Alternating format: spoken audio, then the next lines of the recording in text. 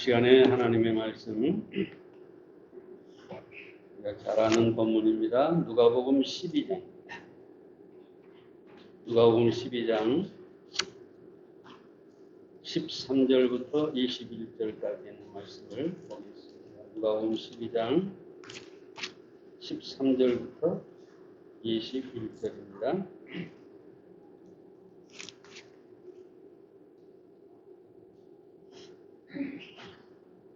무리 중에 한 사람이 이르되 선생님 내 형을 명하여 유업을 나누라 하소서 하니 이르시되 이 사람아 누가 나를 너희에게 너희의 재판장이나 물건 나누는 자로 세웠느냐 하시고 저에게 이르시되 삼가 모든 탐심을 물리치라. 사람의 생명이 그 소유에 넉넉한 데 있지 아니하니라 하시고 또 비유로 저희에게 일러 가라사대 한 부자가 그 밭에 소출이 풍성하매 심중에 생각하여 가로되 내가 곡식 쌓아둘 곳이 없으니 어찌할꼬 하고 또 가로되 내가 이렇게 하리라. 내 곡간을 걸고 더 크게 짓고 내 모든 곡식과 물건을 거기 쌓아두리라. 또 내가 내 영혼에게 이르되 영혼아 여러에 쓸 물건을 많이 쌓아두었으니 평안히 쉬고 먹고 마시고 즐거워하자 하리라. 하되 하나님은 이르시되 어리석은 자여 오늘 밤에 내 영혼을 도로 찾으리니 그러면 내 예비한 것이 네 것이 되겠느냐 하셨으니 자기를 위하여 재물을 쌓아두고 하나님께 대하여 부요치 못한 자가 이와 같으니라. 사람은 어떤 인생관을 갖고 사느냐가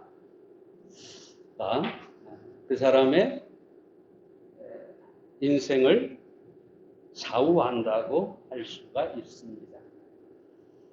한국의 철학자인 고 안병욱 교수가 한국인의 인생관에 대해서 몇 가지 부정적으로 언급을 한 적이 있습니다. 한국인의 인생관은 숙명주의, 체념주의, 패배주의, 은둔주의, 소극주의 이런 것들이라고 말했습니다. 물론 요즘은 많이 달라졌지만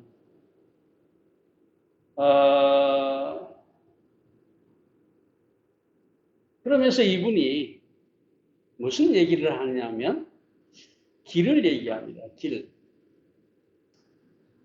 현대화되기 전에 한국의 길들을 여러분이 잘 아실 것입니다. 길을 내는데 산이 가로막혀 있으면 그 산을 뺑 돌아서 길을 만듭니다. 네. 고개가 있으면 그 고갯길을 타고 길을 만들어서 또 내려가. 이게 무슨 말이냐 하면 뚫고 부수고 그래서 이렇게 길을 직진 똑바로 내는 것이 아니라 그냥 지형에 따라 길을 만들어 살아간다는 것이죠. 그게 우리 한국 사람이다. 네. 그런데 물론 오늘날은 전국 어디를 가도 산이 막히면 터널을 뚫고 또 막혀 있으면 헐어내고 고속도로를 이 국도들을 너무나 잘 내놔서 차를 몰고 여행을 하다 보면 참 좋다. 몇십 년 전에 상상할 수 없는 그런 길들이 나 있으니까 야, 대한민국이 참 발전했구나. 그러면서 사람들의 생각도 바뀌어지기는 한 것 같습니다. 그냥 숙명주의, 체념주의, 이런 것이 아니라 이제는 상당히 긍정적이 되고 할 수 있다가 되고 그런 것 같습니다. 어떤 인생관 이걸 갖느냐에 따라서 인생이 그렇게 사라져 간다는 것을 오늘 이 아침에 여러분들이 아시기를 바랍니다. 그럼 오늘 우리는 이 어리석은 부자를 통해서 우리가 갖지 말아야 할 인생관이 있어요. 거기에 대해서 말씀을 드리고자 합니다. 첫째는 이기주의는 어리석은 인생을 살게 한다는 것입니다. 17절 말씀을 봅니다. 심중에 생각하여 가로되 내가 곡식을 쌓아둘 것이 없으니 어찌할꼬 하고. 오늘 이 본문에 보면 이 짧은 본문 속에 어떤 단어가 반복적으로 나오느냐. 내가, 나, 네. 영어로 I, 내라는 말이, 내가, 내라는 말이 7번이나 나오고 있습니다. 이 말은 무슨 말이냐 하면 이 어리석은 부자는 자기 중심적이고 철저하게 이기적인 사람이라는 거죠. 나만 아는 사람이라는 것입니다. 이 본문 속에 하나님도 없고 너도 없고 어떤 다른 사람도 등장하지 않습니다. 오로지 내가 나를 위하여 오직 나밖에 없는 그런 사람이 바로 오늘 이 본문의 사람이고, 그래서 예수님께서 어리석은 사람이다 이렇게 말씀하고 있는 것입니다. 여러분, 이 이기주의는 타락한 인간의 본성입니다. 타락하기 전에 인간은 에덴에서 행복했습니다. 아담과 하와는 서로 사랑했고 이타적이었어요. 에덴 동산에 이기적인 그런 어떤 욕심도 없었습니다. 창세기 2장 18절에 보면 하나님께서 아담을 위하여 돕는 배필을 짓겠다라고 하십니다. 이 돕는 배필은 히브리어로 에제르 네게드라고 하는 말인데 조력자라는 뜻입니다. 영어로 help meet입니다. 돕기 위해서 meet, 만나다. 돕는 사람. 서로를 사랑해서 서로를 돕는 그런 관계에 이기주의는 없는 것이죠. 그래서 에덴 동산은 행복했고 에덴 동산 안에 두 사람이 거할 때 서로 벌거벗었으나 부끄러워하지 않아요. 저들의 사랑 안에서 온전히 하나가 되었기 때문입니다. 폴 트루니에라고 하는 분이 말합니다. 창조의 고통에서 이타적인 사랑은 나를 위한 것이 아니라 남을 위한 그런 사랑은 기적을 일으킨다. 이타적인 사랑을 가슴에 품을 때 내가 자유롭고 내가 행복하고 이타적인 사랑을 내가 베풀 때 내 주변의 모든 사람이 자유해지고 행복해지는 것이다. 여기서 이 자유라는 말을 좀 주목하고 싶어요. 에덴 동산은요, 이타적인 사랑, 서로를 돕고자 하는 사랑이 있었기 때문에 거기에는 자유함이 있었어요. 얽매임도 없고, 부끄러움도 없고, 완전한 자유 가운데서 그야말로 행복한 삶을 살았습니다.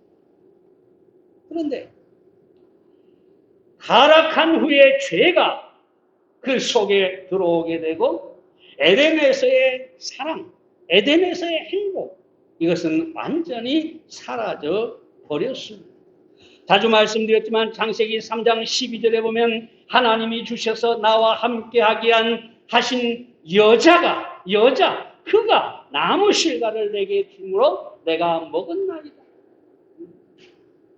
하나님, 내가 하나님을 두려워하여 숨었습니다. 내가 범죄했습니다. 그런데 내가 죄를 지은 것이 아니라 저 여자가, 하나님이 주신 여자가 나에게 그것을 주어서 먹게 했습니다. 돋는 배필에서 이제 나를 위해 오히려 비난하는 그런 관계가 되어버린 것이죠. 철저히 나만 생각하는, 그의 아내를 걱정하는 것이 아니라 나만 생각하고 저 여자가 라고 하나님께 고발하고 있는 것을 우리가 보게 됩니다. 그래서 이 이기주의는 우리 안에 타락한 본성인 것이죠. 이 이기주의가 아담과 하와를 하나에서 둘로 갈라 놓았습니다. 이기주의가 가정을 파괴했습니다. 가인이 아벨을 살해하지 않습니까? 이기주의가 이웃과의 관계를 파괴하고 이기주의가 국가 간의 전쟁을 가져오는 것입니다. 그래서 나다넬 에몬스라고 하는 사람이 이렇게 말합니다. 모든 악의 뿌리와 근원, 그것은 곧 이기주의다. 모든 죄악이 어디서 나오느냐? 우리 안에 있는 이기주의에서 나오는 것입니다. 나만을 생각하고 나만을 위한, 나를 위해 탐욕을 부리는 바로 그 이기주의가 모든 악의 근원이라는 것입니다. 성경은 말세에 이 이기주의가 크게 달할 것이라고 합니다. 마태복음 24장 10절부터 12절에 보면 사람들이 서로 미워하고 불법이 성하여 사랑이 식어질 것이다 라고 합니다. 사도 바울은 디모데후서 3장 2절에서 말세에 사람들은 자기를 사랑할 것이라고 합니다. 사랑이 식어지고 자기만을 사랑하는 것, 이것이 바로 말세의 징조라는 것입니다. 여러분, 우리가 한번 생각해 보시기 바랍니다. 우리가 살고 있는 지금 이 세상을 한번 보세요. 선거판을 보세요. 회사를 보세요. 여러분, 요즘 올림픽? 저도 올림픽을 좀 보긴 봤습니다만, 여러분, 스포츠 정신은 없어요. 국가 이기주의에 아이들을 약물을 먹여서 경기에 내보내고 반칙을 해서 금메달을 따고, 이게 다 뭡니까? 이기주의에서 나오는 것입니다. 교부 터툴리안이라는 분이 아주 무서운 말을 했어요. 오로지 자기만을 위해 사는 사람은 죽는 것이 세상에 은혜를 베푸는 것입니다. 이 사람 말로 하면은 요즘 현대인들은 거의 다 죽어야. 맞는 말이에요. 이기주의가 모든 것을 파멸로 이끌기 때문에,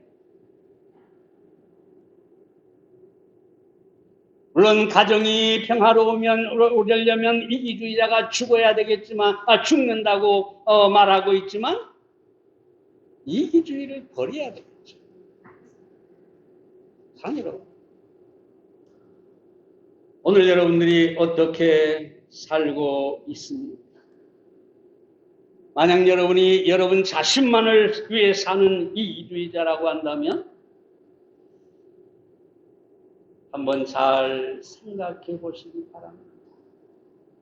왜냐? 오늘 이 어리석은 부자에게 하나님께서 뭐라고 합니까? 오늘 밤에 내 영혼을 도로 찾으리니. 이기주의가 극에 달하면 하나님께서 결코 용서치 아니하고 파멸시킨다는 것을 알아야 하겠습니다. 시편 73편 18절에 보면 주께서 참으로 저희를 미끄러운 곳에 두시며 파멸에 던지시니 라고 합니다. 여기서 저희는 누구를 말합니까?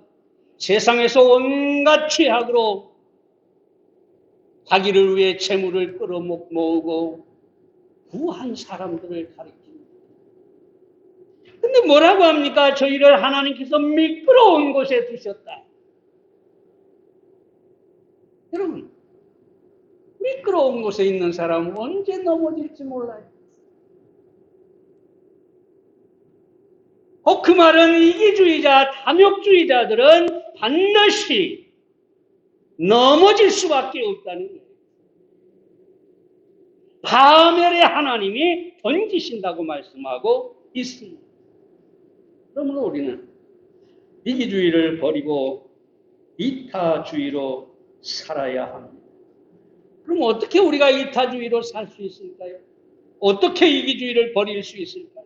마태복음 22장 39절에 보면 예수님께서 내 이웃을 내 몸처럼 사랑하라 이렇게 말씀합니다. 성경의 원리는 항상 이렇습니다. 더 좋은 것으로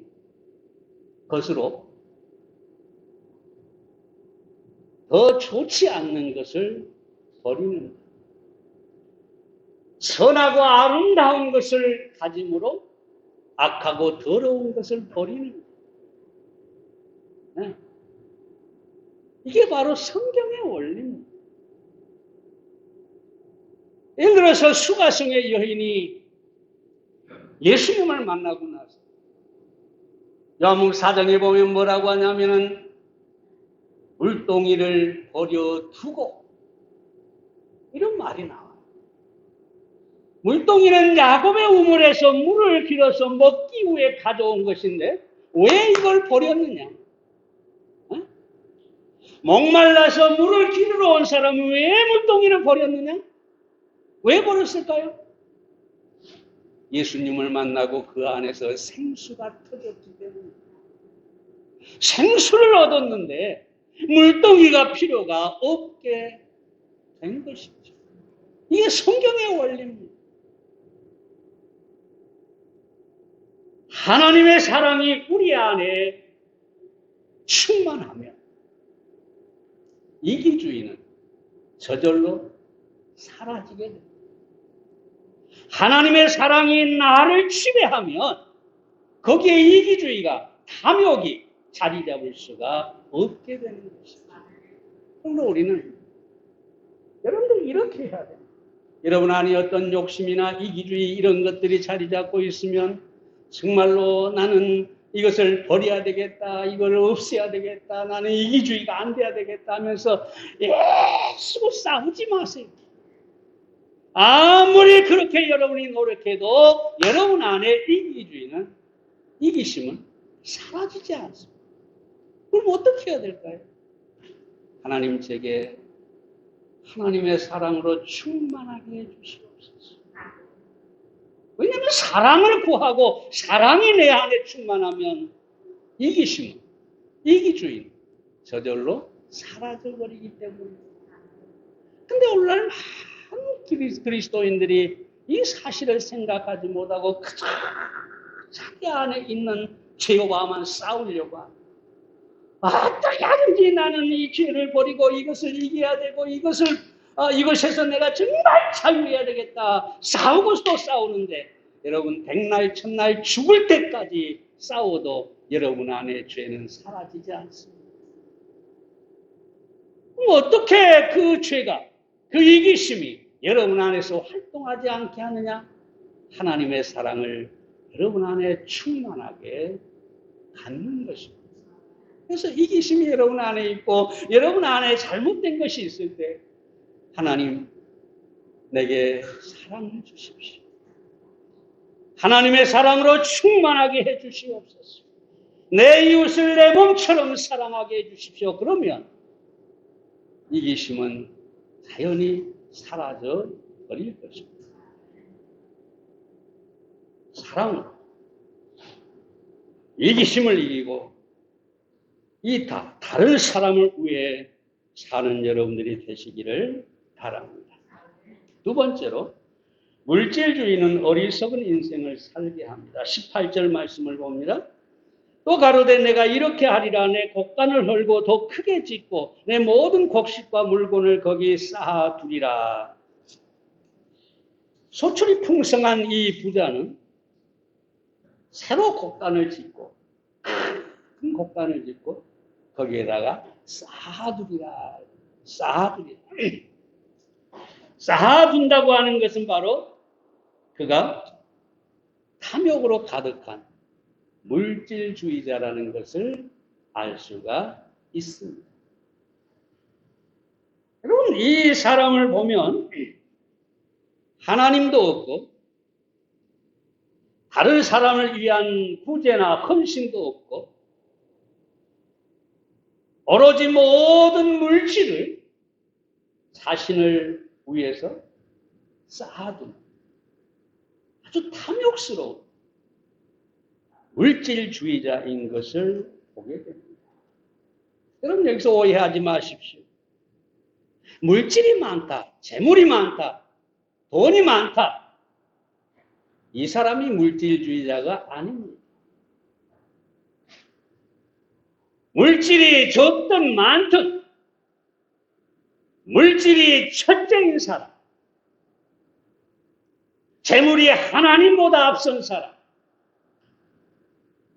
재물이 사람보다 귀한 사람, 바로 그 사람이 물질주의자입니다. 그래서 가난한 사람도 물질주의자가 될 수가 있고 부자도 물질주의자가 아닐 수도 있는 겁니다. 여러분이 잘 생각하고 정의하시기를 바랍니다. 15세기, 16세기 유럽의 최고의 사업가였고 자본가였고 부자였던 야코프 푸거라는 사람이 있었는데 그 사람은 그 엄청난 재산에도 불구하고 결코 만족하지 않았어요. 그래서 그는 그의 인생의 모토를 뭘로 삼았느냐? 그 생활 신조가 능력이 되는 한 얻을 것이다. 능력이 되는 한 끌어모을 것이다. 그게 그의 인생의 모토였다. 그럼 여러분, 그럼 왜 이런 물질주의자가 어리석은 사람입니까? 물질주의는 인간성을 먼저 상실하게 만들기 때문입니다. 원래 인간은 하나님의 형상을 닮은 영적인 존재였는데 에덴 동산에서 인간은 절대로 탐욕이 없었어요. 쌓아두는 것이 없었어요. 이 과일이 맛있다. 이것을 따다가 내 곳간에 가득 채워놓고 내가 살아야 되겠다. 아람은 결코 그럴 필요가 없었어요.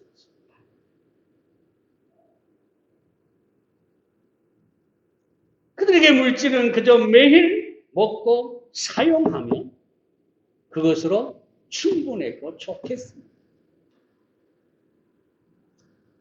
그런데 타락한 다음에 인간은 바로 이 물질주의자가 되어버린 것이죠.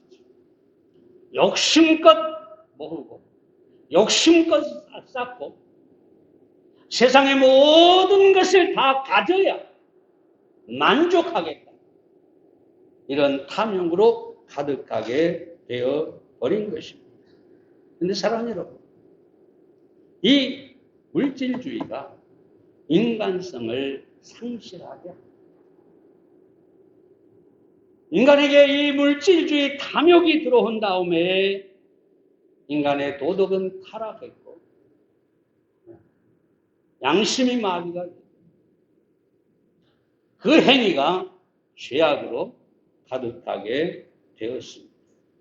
영국의 문호 세익스피어가 이렇게 말하죠. 사람은 일단 황금의 노예가 되어버리면 지금까지 지녀왔던 좋은 성품도 곧 나쁜 방향으로 변질되고 맙니다. 물질주의가 되면요, 사람이 변한다는 거예요. 탈무드에 보면 이런 얘기가 있어요. 부자에게는 상속자는 있어도 아들은 없다. 깊이 생각하면 이거 아주 무서운 말이에요. 아들은 있긴 있어요. 근데 이 아들이라는 놈이 아버지의 부만 욕심내다 보니까 아버지는 없어요.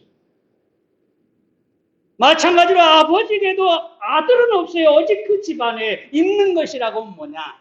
내 재산을 상속받겠다고 하는 탐욕스러운 상속자만 있다. 요즘 세상이 그러지 않습니까? 부모와 자식으로 살아가는데 분명히 자식이 있는데 자식이 없어. 오로지 부모의 재산만 바라고 노리는 이런 자식들이라는 거예요.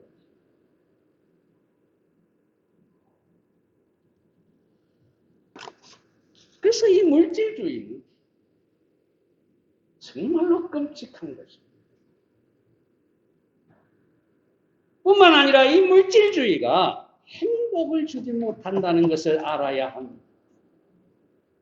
인간성이 파괴되니 행복도 자연히 없게 되겠죠. 록펠러가 말하죠. 나는 1000만 불을 모아보았으나 그것이 나에게 행복을 가져다 주지 못했다. 자동차왕 헨리 포드도 돈과 행복과는 아무 관계가 없다. 내가 가장 행복했을 때는 젊었을 때 자동차 정비공으로 있을 때였다. 우리는 그럼에도 불구하고 돈이 있으면 행복할 텐데. 그래서 빌 게이츠가 또 이렇게 얘기합니다. 더 많은 돈을 가져야 보통 사람들이 누리지 못하는 즐거움을 누릴 수 있을 거라고 생각한다면 오산입니다. 착각입니다. 돈이라는 것은 일정한 액수가 넘어가면 그저 숫자화된 자산 지표에 지나지 않을 뿐 정말 이제 아무런 의미가 없습니다. 그보다도 만족에서 오는 즐거움이 훨씬 의미가 있습니다. 요즘 빌 게이츠 세상의 최고의 부자 중 하나잖아요. 여러분 사람이요. 아무리 좋은 것을 먹고 아무리 고급스러운 명품을 사고 해도 한계가 있어요. 한계가. 근데 그 나머지 돈은 뭐냐? 그냥 숫자일 뿐이다. 그냥 숫자일 뿐이지. 나를 행복하게 해주는, 물론 이런 건 있겠죠. 은행에 돈을 많이 넣어놓으면, 안심이다. 행복하다. 이렇게 느낄 수도 있겠지만, 이 돈 자체가, 물질 자체가 우리를 행복하게 하지 못한다는 것입니다.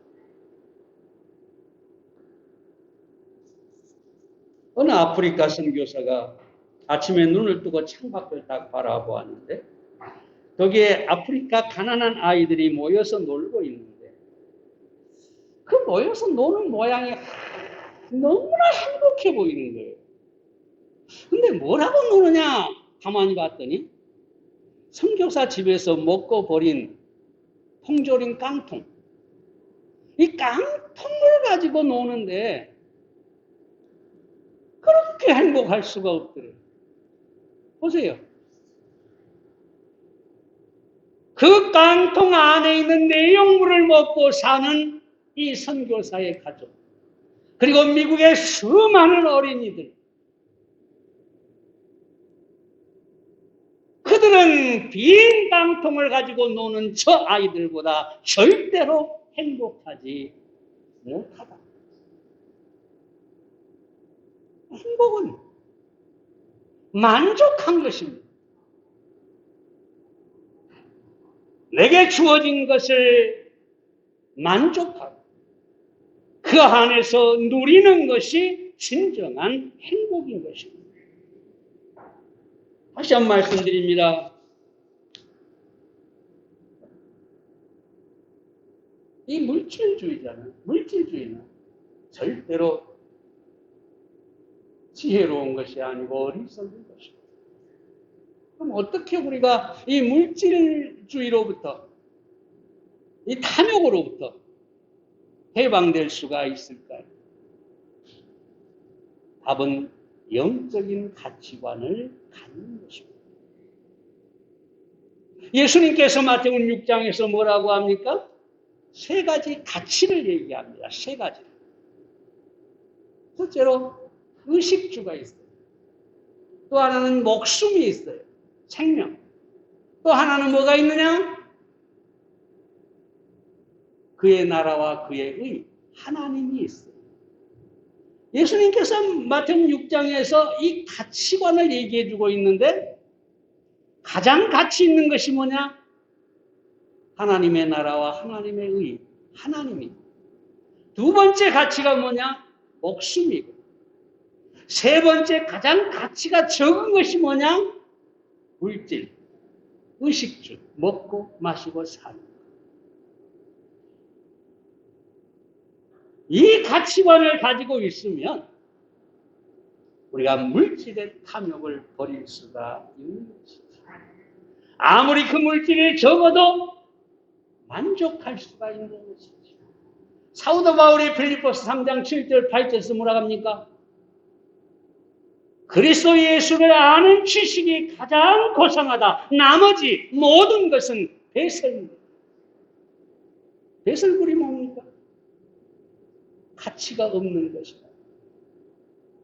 근데 이 우선순위를, 가치의 우선순위를 현대인들은 뒤바뀌어버린 것이죠. 물질이 가장 가치가 있고 사람은 그 다음이고 하나님은 아예 필요가 없다. 거꾸로 되니까 여러분 거기에 모든 고통이 따라오게 되는 것입니다. 여러분 오늘 여러분이 영적 가치관을 가지고 이 물질주의로부터 자유하시기를 바랍니다. 세 번째로 쾌락주의는 어리석은 인생을 살게 합니다. 19절 말씀 봅니다. 먹고 마시고 즐거워하자. 이 어리석은 부자의 목적은 인생을 즐기자. 다시 말하면 쾌락주의에 있었습니다. 그러나 먹고 마시고 즐기자 그러했지만 결국은 쌓아둔 것을 누리지 못하고 즐기지 못하고 그날 밤에 죽어버렸습니다. 그래서 어리석은 겁니다.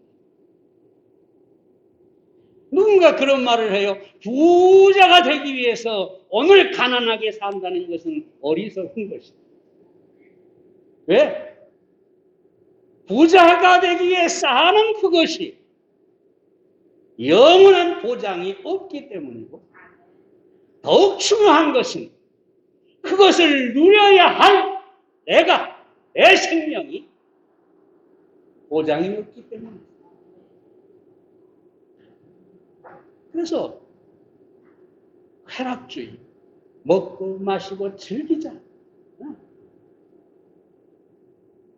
미래가 자기 손에 있지 않음을 깨닫지 못하고 마치 영원히 살 것처럼 쌓아놓고 먹고 마시고 즐겨야 되겠다.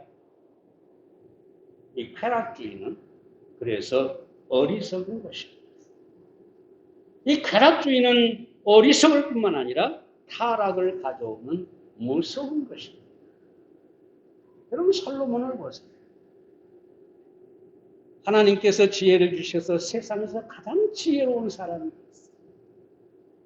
가장 많은 지식을 가지고 있었어요. 얼마나 대단합니까? 그런데 보세요. 이 솔로몬이 어느 날부터 쾌락에 빠졌습니다. 쾌락. 그가 전도서에 사는 말이 무슨 말입니까? 내가 1000년을 갑절로 산다 해도 쾌락이 없습니다. 아무것도 아니에요. 다시 말하면 쾌락을 최고의 가치로 두고 살았다는 거죠. 그래서 여러분 이 솔로몬이 열왕기상 11장에 보면 바로의 딸 외에 이방의 많은 여인을 사랑하였으니 솔로몬이 저희를 연애하였더라. 왕은 후비가 700이니요 빈장이 300이니라 왕비들이 왕의 마음을 돌이켰다. 세상에 남자들 가운데 이런 솔로몬을 부러워할 수 있을지도 모르지만 잘 들으세요. 왕의 마음을 돌이켰다. 여러분, 쾌락 앞에, 쾌락에 빠지기 때문에 지혜도 소용이 없어요. 지식도 필요가 없어요. 왜? 사람이 모르고 죄를 범하지 않아요. 이건 아니다, 이건 잘못됐다, 이건 하나님 앞에 범죄다 하면서도 끌려가요. 왜? 쾌락의 힘이 그만큼 강하기 때문에. 여러분, 로마의 멸망의 원인이 쾌락이었다고 하는 것은 자주 말씀을 드렸습니다만, 역사가 카코피노라고 하는 사람이 이렇게 얘기합니다. 어떤 여인들은 그들의 미모를 잃을까 두려워서 어머니로서의 의무를 회피했다. 어떤 여인들은 남편 옆에서 시중 들며 사랑하는 일에 만족하지 않았다. 그러면서 뭐라고 하느냐? 저들은 결혼하기 위해 이혼을 했다. 여기서 좋게 말해서 결혼이지, 다른 남자를 만나기 위해서 남편과 이혼했다는 거죠. 결국 로마는 그것 때문에 멸망했다고 합니다. 그 강한 로마가 쾌락 때문에 그 안에서 썩어 문드러져서 결국은 망했다는 거예요. 외부의 침략이 아니라 그 안에서 골마 망했다는 것입니다. 여러분, 오늘날 세상은 바로 쾌락주의가 판을 치고 있습니다. 사람들은요, 이 쾌락을 위해서 모든 것을 버리고 있습니다.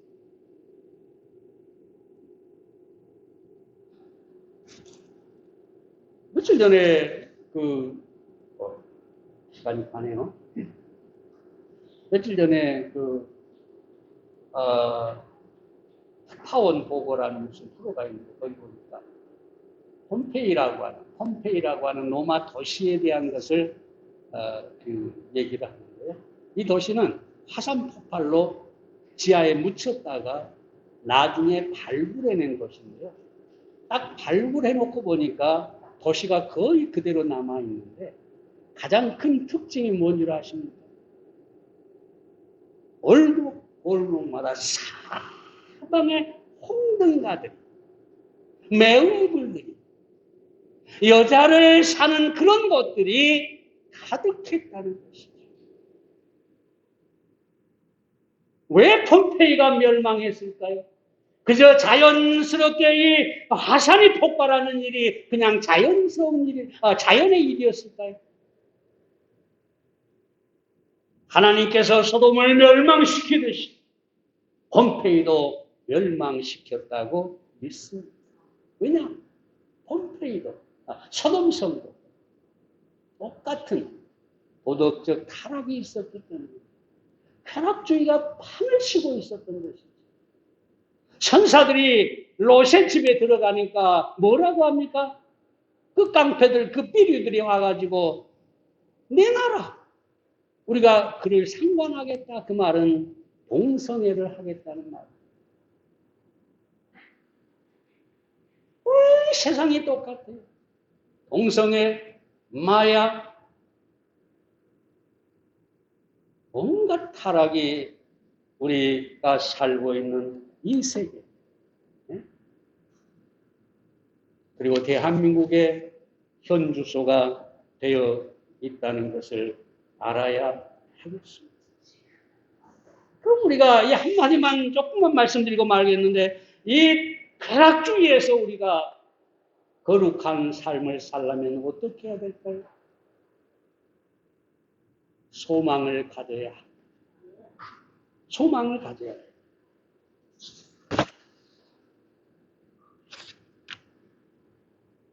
어떤 소망입니까?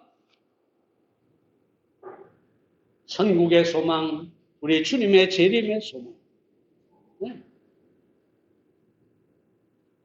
요한일서에서 뭐라고 합니까? 우리가 소망을 가지면 소망을 가진 자마다 자기를 거룩해 한다. 깨끗하게 한다라고. 얘기를 보겠습니다. 바울이 하는 얘기죠. 결혼할 신부가 처녀가 결혼 날짜를 받고 신랑을 기다리는데 어떻게 하겠느냐? 자기를 정결하게 하고 자기를 단장하고 신랑을 맞이할 날을 기다린다라고 합니다. 내일 모레 결혼할 테니 내 마음껏 즐기다가 결혼해야 되겠다. 그것이 하나님이 없는 사람들의 쾌락주의의 가치관이죠. 여러분, 우리는 소망이 있는 사람입니다. 예수님의 재림을 소망하는 사람들이고 천국의 소망이 있고 부활의 소망이 있고 소망으로 가득한 사람입니다. 그러므로 우리는 그 소망으로 인해서 우리 자신을 거룩하게 지켜 나가야 되겠습니다. 기도하겠습니다. 살아계신 아버지 하나님, 오늘 어리석은 부자를 통해서 어리석은 인생관이 무엇인가에 대해 살펴보았습니다. 이기주의는 어리석은 것이고 물질주의도 어리석은 것이고 쾌락주의도 어리석은 것입니다. 오늘 세상은 이런 인생관으로 살아가는 사람들로 인해 타락했고 말세의 징조를 보이고 있고 언제 하나님의 심판이 다가올지 모르는 그런 삶을 살아가고 있습니다. 오늘 주님 앞에 간구하옵는 것입니다. 우리가 서로 사랑함으로 이기심을 버릴 수 있게 해주시고 우리가 진정으로 이 물질주의로부터 자유함을 얻을 수 있고 영적인 가치관을 바로 갖게 해 주시옵소서. 뿐만 아니라 쾌락주의로부터 우리가 벗어나 거룩한 삶을 살기 위해 우리 주님이 다시 오실 소망을 바라보고 처녀가 신랑을 위해 자기를 단장하는 것처럼 우리 자신을 깨끗게 하고 우리의 삶을 거룩함으로 단장할 수 있도록 도와주시옵소서. 예수님의 이름으로 기도해 싸움나이다.